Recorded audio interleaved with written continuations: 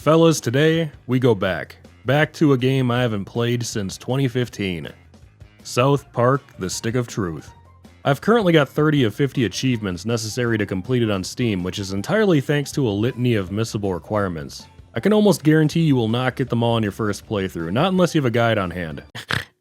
Actually, Vod, I was able to do it on my first— Shut up, Scott. Nobody cares what you think. Yeah, I suppose you technically could without one, but you'd have to have some crazy foresight when it comes to certain actions. Case in point, of the 50 achievements available, nearly half of them are missable. Yippee. So my main goal for this playthrough will be to obviously wrap up all the ones I'm missing, though I will make note of some of the more obnoxious stipulations for a few that are already unlocked if you happen to be following along. Cool? Cool. Let's 100% the Stick of Truth.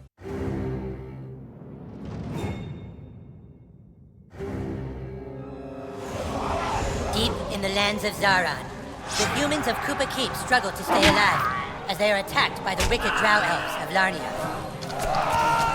Darkness falls as the humans beg their king to save them, a noble king known only as the Grand Wizard. Oh, dude, it's Dumbledore. The drow elf armies continue their attacks. They seek the humans' most treasured relic, the Stick of Truth. But the tides of war soon change, as news of a new kid spreads throughout the land. Me. In order to save the humans, the Grand Wizard must get to the new kid before the drow elves can manipulate his mind and use him to take the sacred relic from human hands. For whomever controls the stick controls the universe.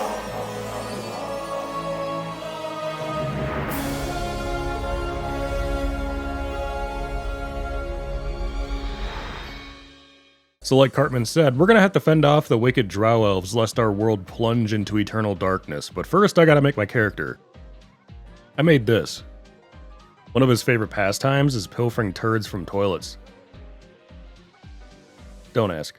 Our parents, understandably disturbed by new kid's strange behavior, command him to go make some new friends. Once outside, I began to explore my immediate surroundings and ended up opening up my garage, which I will need to do for every other home in South Park to earn the achievement Parkeologist. Is it weird to say this game kinda has a chill vibe going on? Like, why is it so cozy? I think it's the music doing it. It's really, really good. Heading down the street, I find Butters in a heated battle with an elf. Aha! You can't hold out much longer! Help! Somebody! I can't hold out much longer! Help! Thankful for a swift rescue, Butters became my friend on Facebook, being the first of 120 I'll need to locate throughout my time playing. He was also very enthusiastic over our timely arrival, bringing us to Koopa Keep in the process. But before we do anything to progress, we have to talk to Clyde, otherwise we'll never get his friend request, which will obviously lock us out of the aforementioned friend's achievement.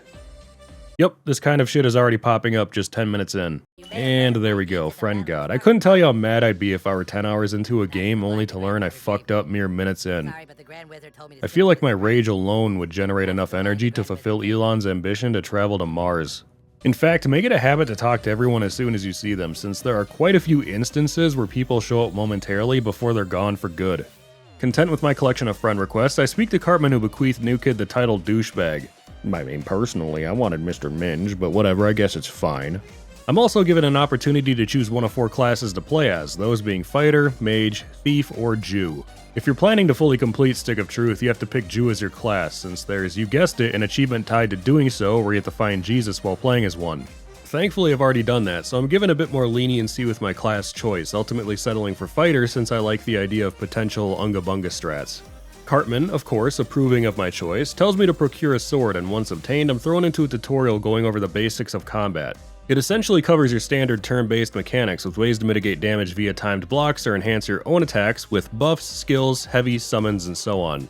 Suddenly, elves begin to raid Koopa Keep in a desperate attempt to claim what is rightfully ours, but alas, they are no match for my unrelenting might. Yes! Awesome, dude! Take that, you asshole elves! Better luck next time! Na na na na na na! We still control the universe! It's God. What? The Stick of Truth. The elves got it. That was your one goddamn job, Clyde! To guard the Stick of fucking Truth! Classic. This is where the real game begins, as we're tasked with locating each of Cartman's greatest warriors. Of course, I also take this opportunity to do a bit more exploring since the map has opened up considerably, and I even managed to collect my first gym Pokemon, which is necessary for quite a few achievements. These little bastards can be pretty tricky to spot at times, but what's even worse is that you can outright miss them due to how easy it is to accidentally progress throughout areas. There are whole environments that get blocked off during the story, which is the whole reason why Stick of Truth has so many missable requirements. A good way to circumvent this design is to save scum. Every time you enter a new level, make a save. That way if you do happen to miss anything, you can always reload it. I did eventually obtain 7 friend requests, which granted me access to a new perk. Perks provide various bonuses for combat, and to prevent repeating myself throughout this video, I opted for anything that inflicted additional damage to enemies who were debuffed. Whether it be burning, bleeding, grossed out, or stunned, it didn't matter. I wanted my build to focus on stacking as many of these debuffs as possible, and spoilers, this strategy proved to be incredibly effective. A great example of this was the Mongolian bow I acquired during my raid on the Tower of Peace. Even though it was only level 3, it had an inherent ability to stack burns, could hit an enemy 3 times, and had an open patch slot for further customization. This meant that I would get 2 additional procs for separate statuses being afflicted, as well as bonus damage from both perks and ability patches for ranged weapons. My bow alone was one-shotting tons of enemies. It was honestly nuts. I also managed to find my first piece of equipment for Clotheshore, where I'll need to collect all available costumes throughout South Park. Same goes for weapons. You need all weapons, costumes, friends, chimp Pokemon, you just need everything. I also can't sell anything throughout the story, so I'll have to be a bit more cognizant of what I buy. Can you guess why? Bars? Jumping ahead, I eventually came across Token's house. Huh, weird, they misspelled his name. Why did he do that? If you try again, I will pepper spray you back to the Stone Age. What the hell? In order to get past the ornery security guard, we were going to need a gas mask. Luckily for us, I just so happened to purchase one from Jimbo earlier. What the fuck? Oh no! Fool! I hope we don't get in trouble for It this. seems as though even gods bend to the indomitable human spirit. Oh!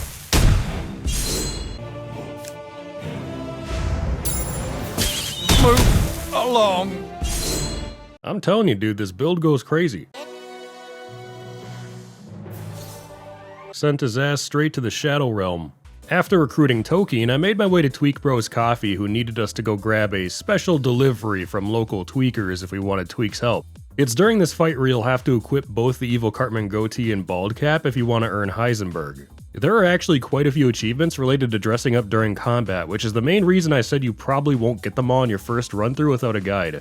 Unfortunately, due to Craig's current predicament, he is unable to be recruited, so in order to break him out, Cartman deems it necessary to teach us magic, more specifically Dragon Shout. And finally, after about 2.5 hours of playing, I take a moment to earn my first achievement in 10 years for crop dusting this poor cat 25 times. There we go, finally got one, sheesh. You know, the sad part is I could have immediately got this as soon as the game started, but I'm just dumb and thought I needed to learn magic first. Oops.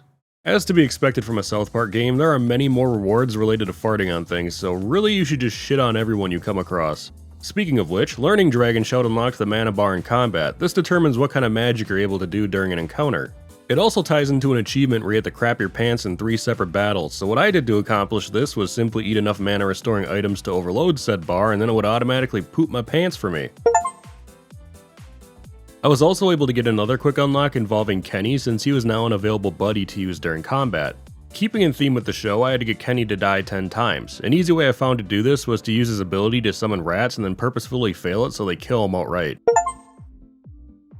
However, I do recommend doing this after playing through the story, since you do have to beat it without having a buddy knocked out when a battle ends. They can fall during said battle, they just can't be on the ground when it's over, so it's better to avoid such a risk.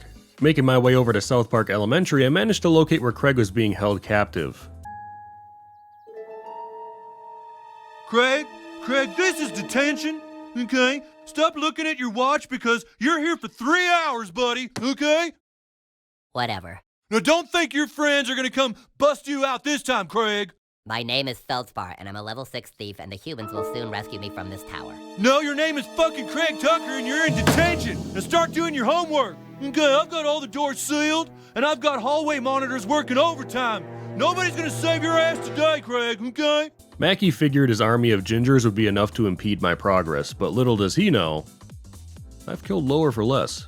Though before I can continue my tirade, I do have to let them bite me 3 times without blocking to obtain gingivitis. This was actually kinda tough since I had to purposefully restrict myself from attacking so I wouldn't accidentally kill them. Not only that, they sort of just refused to bite me. The little fuckers. That's far enough, intruder! Where's your hall pass?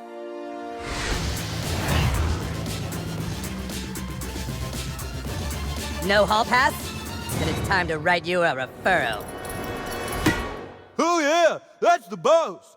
Good luck fighting the boss, okay? You still think this is a game, young man? An Omega Ginger now stood in my way, being another instance of needing to don a cosmetic for an achievement. Specifically, you gotta wear ginger freckles to acquire Daywalker. As you can guess, the boss didn't put up much of a fight being a ginger and all, so I was able to rescue Craig with relative ease.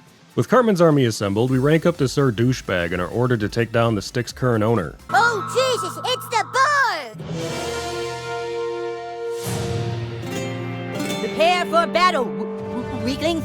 I would say Jimmy is a tough fight, but Butters is an absolute monster that trivializes most encounters. Every time I would get into a battle, I would immediately have him turn into Professor Chaos to stun the entire field while I melt them with DOT. The only downside is my ears were constantly assaulted by... Let's see how you like dealing with me!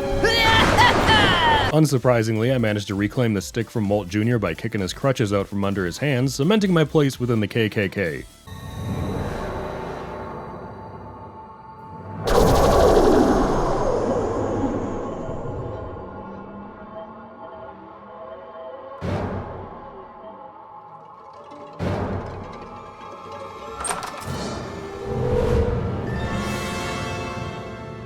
Suddenly, aliens, and they want to probe my butt.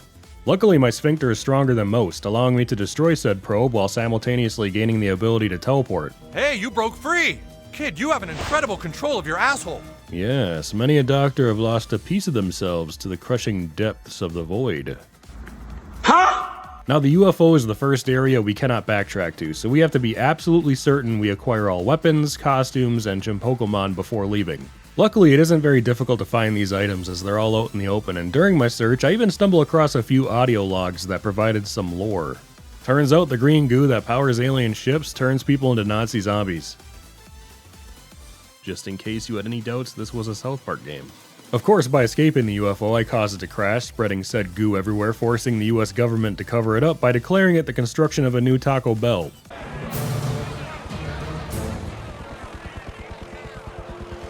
Folks, there's nothing to be concerned with here. Absolutely nothing out of the ordinary is going on.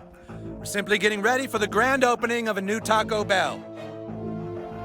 New Taco Bell opening soon. Very big Taco Bell. It's gonna open in a few weeks. Thank you.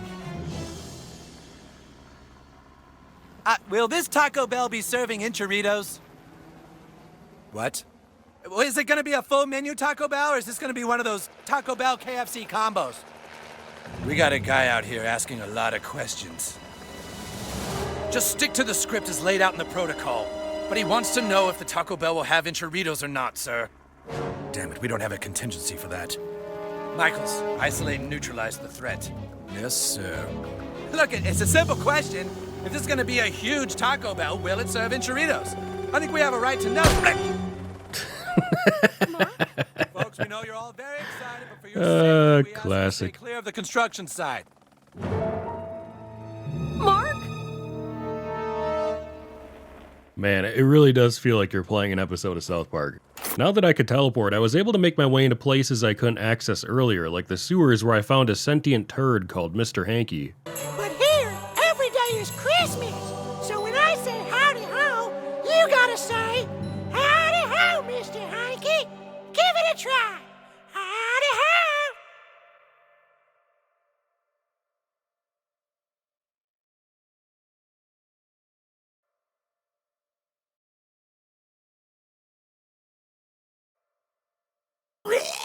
As illuminating as that discovery was, my primary goal for the day was to recruit the goth kids for either Cartman or Kyle. Kyle had his elves escort us to a stronghold earlier where he informed us we were playing for the wrong side and that Cartman is a giga ass. Yeah, fair. It was also at Kyle's house where I finally earned Parkeologist a few hours in. Strange that it took me so long to earn this achievement, it's not even rare or anything. I guess I just couldn't be arsed to look through everything during my initial playthrough, I don't know. I then focused on befriending Stan and Jimmy by helping them out with a couple of quests, while also trying to unfriend Al Gore, which ultimately led me to the hardest boss fight in Stick of Truth. I'm not even joking. He still wasn't that bad since Professor Chaos is absolutely goated, but compared to everything else, Al is a noticeable step up. He can't be stunned, takes a ton of abuse, can summon goons, and for some reason hits like a Mack truck. Still wasn't enough to stop me though, even when he tried to run it back as Manbear Pig.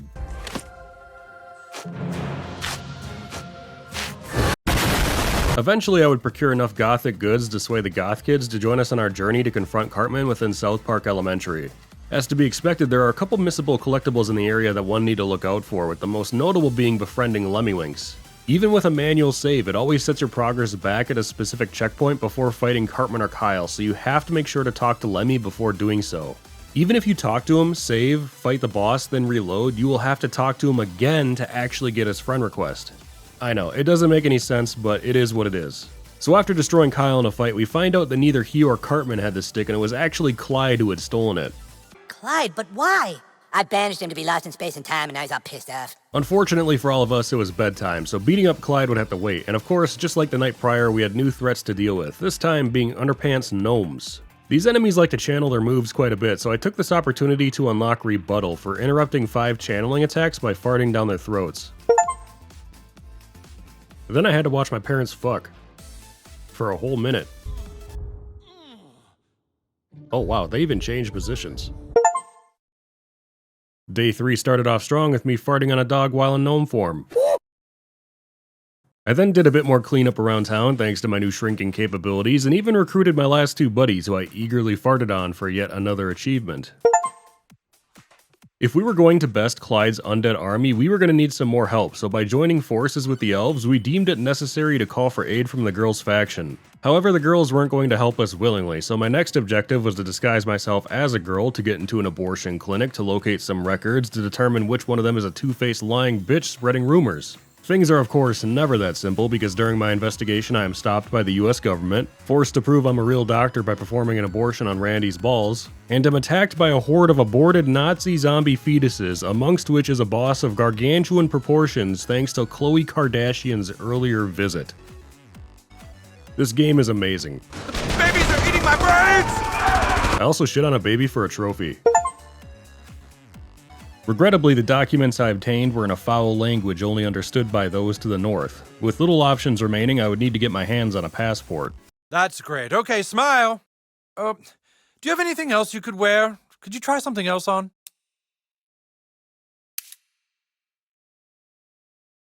No. Tell you what, how about just no shirt at all? Let's try that. Oh no. Yeah. Turns out the cameraman was a pedophile. Silver lining, I did get to beat him within an inch of his life. After getting my passport, I delved into the dreaded pixelated territory of Canada. It's like a regular country, only dire.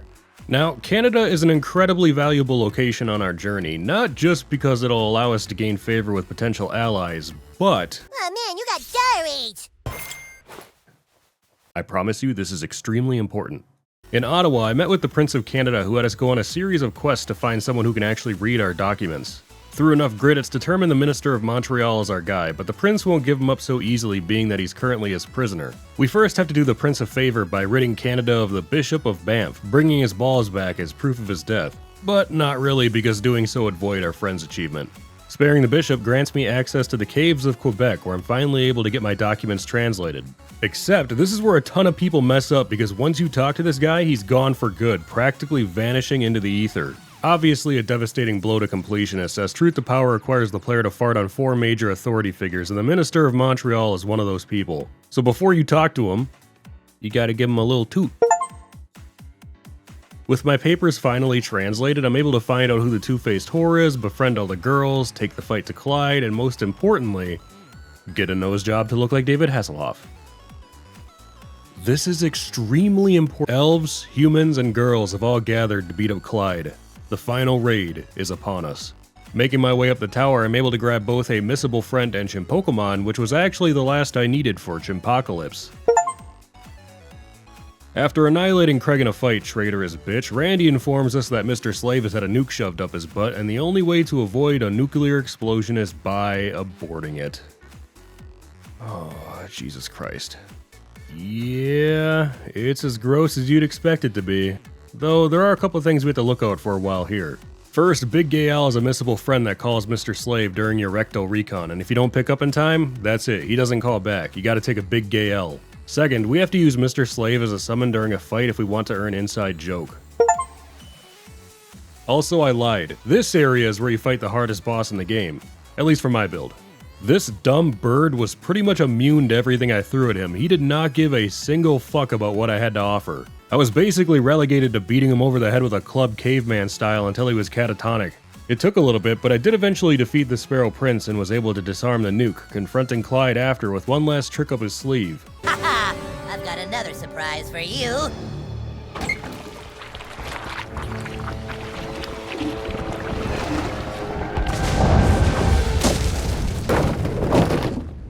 I'm gonna make love to you, woman.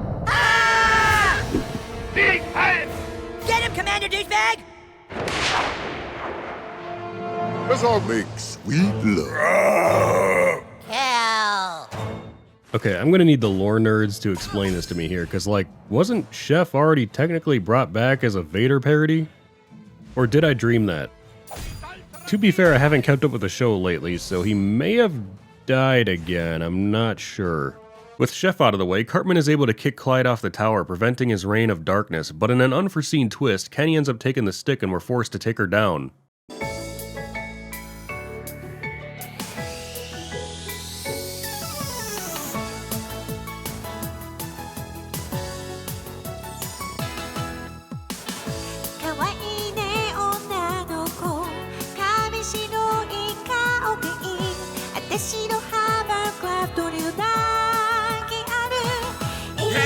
Go, Princess Kitty!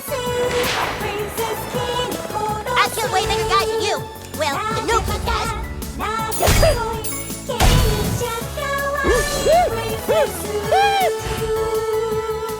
This is the single greatest boss of all time. Now, remember how I said getting AIDS and a nose job was very important?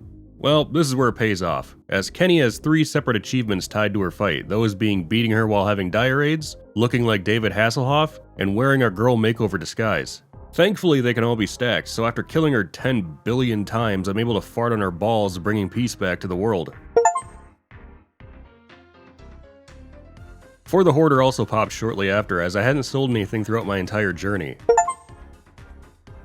There were only a few achievements left to obtain, with the first being more popular than John Lennon. I actually could have gotten this one way sooner, but I forgot to turn in all my hunting quests to Jimbo, who only befriends you once you manage to hunt all the special creatures in the game. Next up was Clothes Whore. A pretty easy get, as all I had to do was go back to the girl's hideout and buy a costume set I was missing.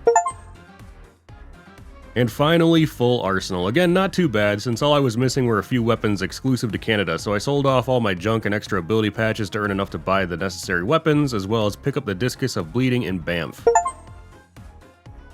And that's it, South Park is done. I had an absolute blast with this game, so much so I decided to keep the streak going and complete the entire thing again on Xbox to help boost my gamer score for a series I have in the works.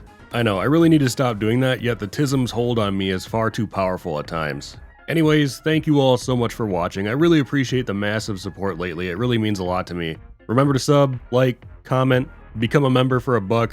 That's it, that's all I got for you. See ya.